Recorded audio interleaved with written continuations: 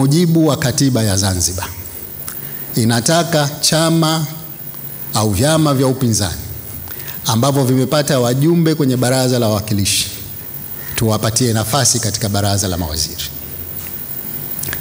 Na kuna formula yake ni kwamba idadi ya vyama wanavyopata, idadi ya viti vya uwakilishi wanavyopata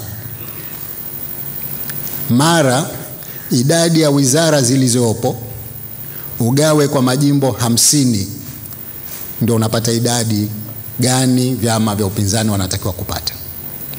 Sasa chama pekee kilichopata viti ni chama cha ACT Wazalendo, wamepata idadi ya viti 10. Ukizidisha hiyo kwa idadi ya wizara 20 nilizozitaja ni 200, ukigawa kwa majimbo 50 ni 4. Kwa hiyo nafasi zao katika baraza hili la mawaziri ni nafasi 4. Nimeamua kuziacha wazi bila uteuzi nafasi hiyo mpaka pale tutakapokubaliana aidha wanaingia kwenye serikali ya umoja wa kitaifa au la. Nilisema niko tayari kushirikiana nao kuunda serikali ya umoja wa kitaifa, na hapa natumia mamlaka yangu ya kikatiba kwamba hizi nafasi zitabaki wazi kwa mujibu wa katiba mpaka pale kipindi kitakapokwisha, ambayo ni kikatiba ni siku 90. Labda niseme ni wizara gani ambazo ninaziacha wazi. Ya kwanza ni ofisi ya makamu wa rais, ofisi ya makamu wa kwanza wa rais.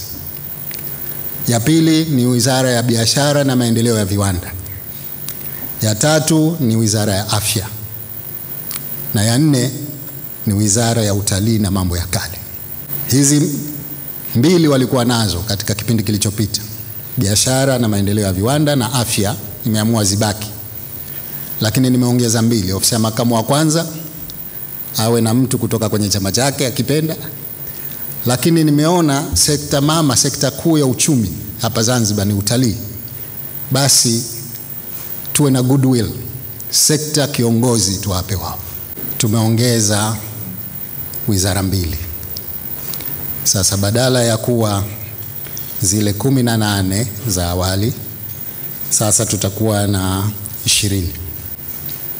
Na kwa kweli si kwamba tumeongeza kwamba mpya kabisa, hapana, tumeziondoa kutoka katika wizara ambazo zilikuwepo awali tukazitengenezea wizara peke yake kwa umuhimu wa majukumu yake. Kwa hivyo hii ndio mabadiliko ya kwanza katika baraza, badala ya 18 sasa zitakuwa 20.